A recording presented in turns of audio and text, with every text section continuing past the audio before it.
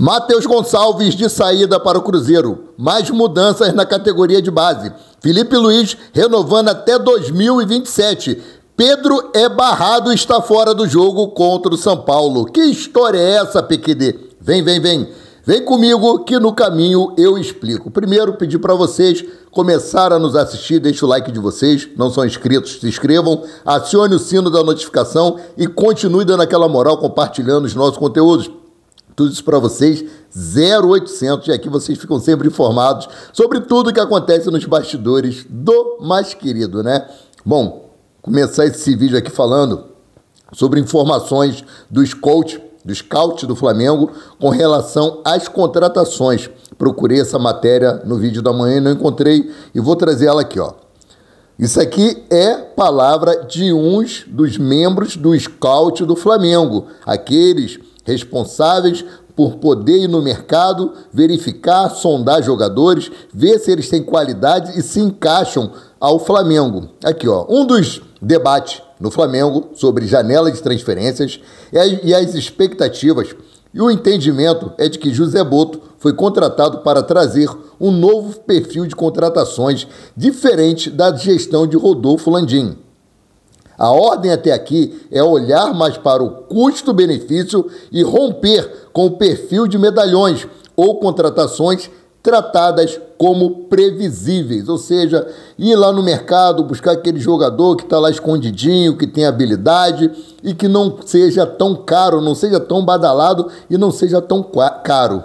Bom, não significa que não vem ninguém realmente de peso. O Flamengo tem o poder de investimento e quer trazer pelo menos um jogador tratado como incontestável nessa janela, nessa janela, tá? Esse jogador incontestável nessa janela agora do meio do ano.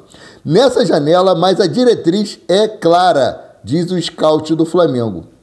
Ou seja, vão querer trazer um jogador de peso, um jogador de nome, mas o objetivo do Flamengo é contratar jogadores que tragam custo-benefício, que seja bom para o elenco, que se encaixe, se enquadre dentro do perfil daquilo que o Felipe Luiz quer para poder montar o time dentro de campo, que seja um jogador competitivo, um jogador com raça, um jogador que traga uma ajuda, venha agregar e venha lutar por posição, venha brigar por posição, não apenas para compor banco de reserva, tá? Essa informação não consegui trazer na parte da manhã. Bom, agora falando aqui sobre Matheus Gonçalves, foi um dos destaques no empate ontem contra o Botafogo pelo Brasileirão Sub-20, deu a entrevista, falou que o objetivo dele é permanecer no Flamengo, que o sonho dele é conquistar títulos e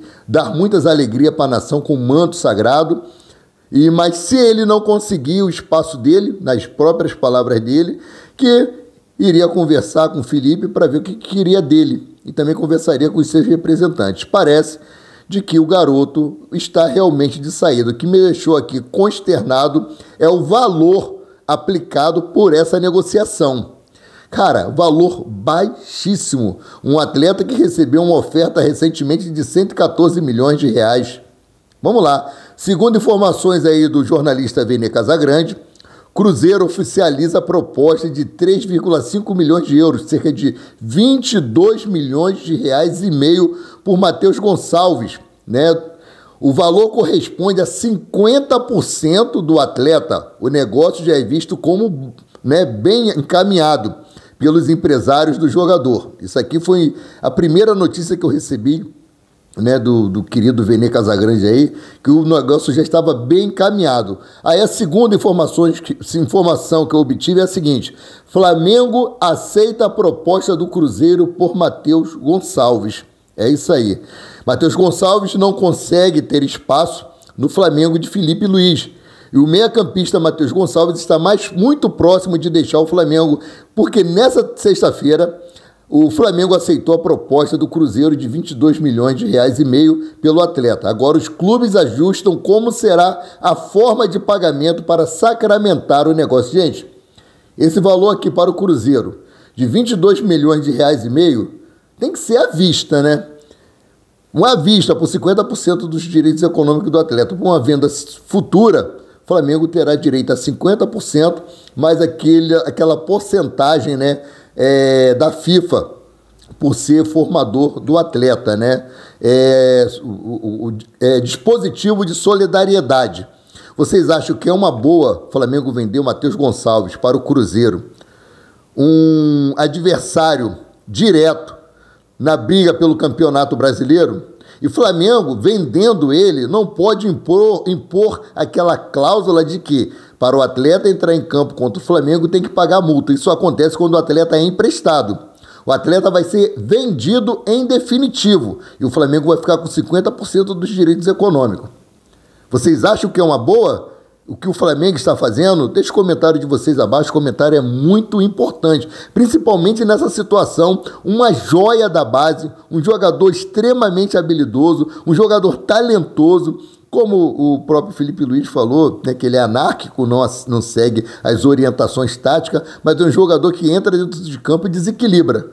Torna a repetir, para mim, muito melhor do que Michael. Merecia muito mais oportunidades do que as poucas que ele teve. Bom, então vamos seguindo aqui. Uma coisa que foi trazida hoje à tona, né? O Flamengo treinou hoje às 9h30 da manhã, foi o último treino focado no jogo contra o São Paulo amanhã, às 16h30 no Maracanã, pela 13ª rodada do Campeonato Brasileiro. A única ausência aí, como eu já falei, é o Eric Pulgar, que passou por cirurgia e está lá no Chile ainda, vai retornar na semana que vem para dar aí início ao tratamento de fisioterapia, né? Espero que ele se recupere o mais rápido possível. A previsão de retorno dele aos gramados é de 3 meses, tá? Bom, por qual motivo Felipe Luiz cortou Pedro do jogo do Flamengo contra o São Paulo? É isso aí. Pedro foi barrado por Felipe Luiz. Pedro foi barrado pela comissão técnica.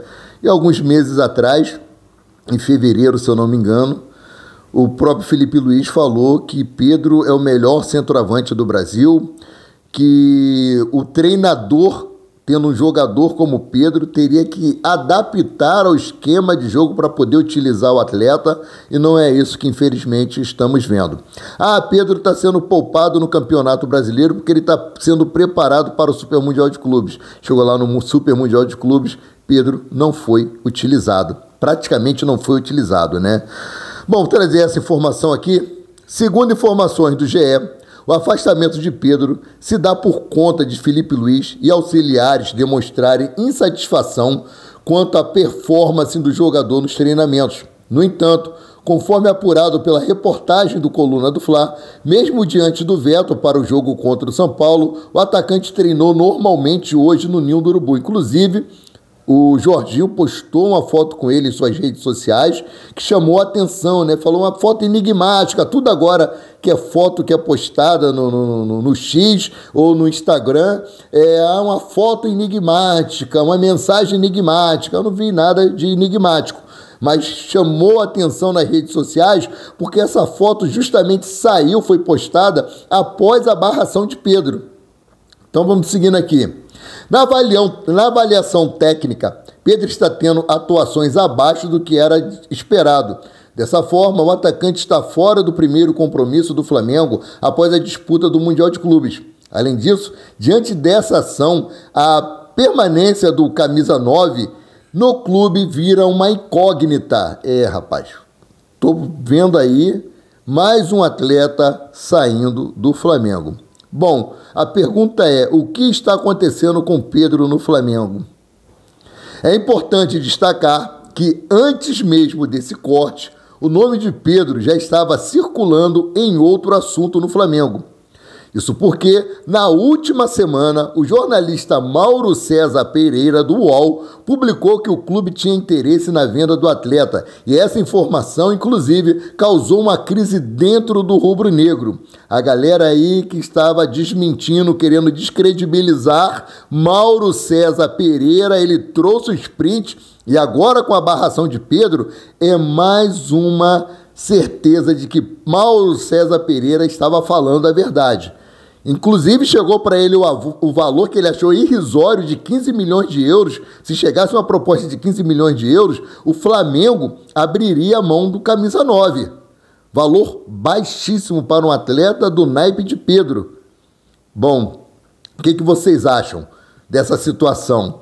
Vocês acham que Filipe Luís foi assertivo em barrar o Pedro? Vocês acham que o Filipe Luís está metendo os pés pelas mãos? O que está acontecendo no Flamengo? Deixa a opinião de vocês aí, o que vocês acham dessa situação envolvendo o atacante Pedro, o atacante reverência, né? Bom, mudando aqui de assunto, né? Mudanças na base. Flamengo confirma a saída de Carlos Naval. O que está tendo de reformulações nas categorias de base é algo assim espantoso. Então vamos lá, ó. Por meio de nota oficial, Flamengo confirmou na tarde de hoje, sexta-feira, dia 11, a saída de Carlos Naval do cargo de gerente da base após anos à frente da função. A nota do Flamengo é a seguinte, vou trazer para vocês, abre aspas. O clube de regata do Flamengo informa que Carlos Naval não exerce mais a função de diretor das categorias de base.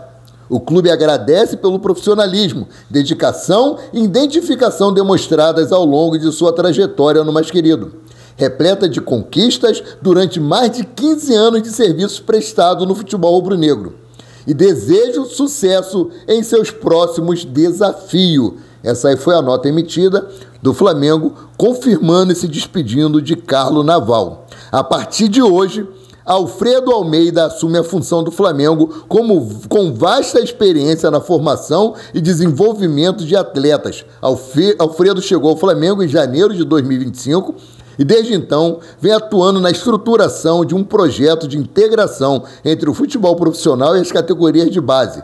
Agora, após a decisão conjunta entre o presidente do clube, Luiz Eduardo Batista, e o diretor técnico de futebol profissional, José Boto, ele assume integralmente o setor, tá? Então, na próxima segunda-feira, dia 14, Alfredo Almeida e Bruno Pivetti, novo técnico da categoria Sub-20 do Flamengo, serão apresentados oficialmente em coletiva de imprensa no CT Ninho do Urubu, né, centro de treinamento Jorge Gelau, às 11 horas da manhã. Mais uma mudança no Flamengo, né? Bom, agora vamos entrar aqui em outra informação que é sobre a renovação de contratos de Filipe Luís. O Flamengo apresenta aí, Filipe Luís, uma proposta de renovação até o fim de 2027.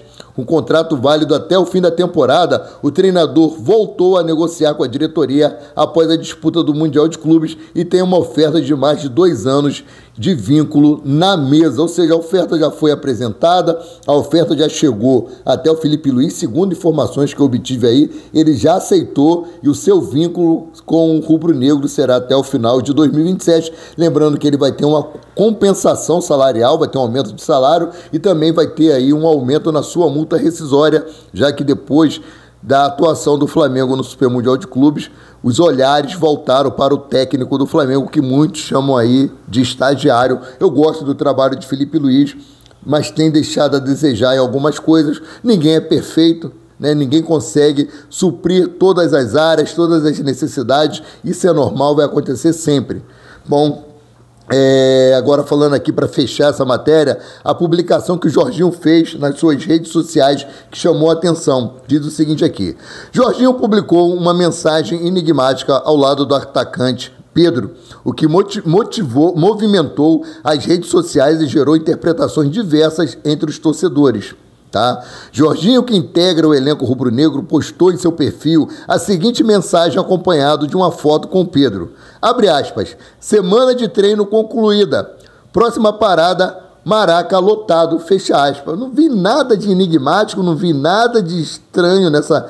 Jogo amanhã, estreia dele perante a nação rubro-negra. E terminou o treino hoje, realmente, foi o último dia de treino, no qual o Filipe Luís aí vai escolher os 11 que iniciarão a partida de amanhã, mas tudo hoje em dia que coloca nas redes sociais é enigmático.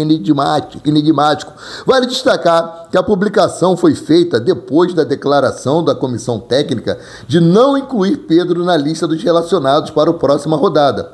Por isso, a mensagem ganhou ainda mais repercussão. Alguns interpretaram como um gesto de solidariedade ao companheiro, enquanto outros viram um possível sinal de incômodo com exclusão do camisa 9, como se Jorginho tivesse aí incomodado com essa situação de Pedro, incomodado por ele ter sido vetado desse jogo contra o São Paulo, o primeiro jogo do Flamengo perante a torcida no Maracanã, após a eliminação no Super Mundial de Clubes.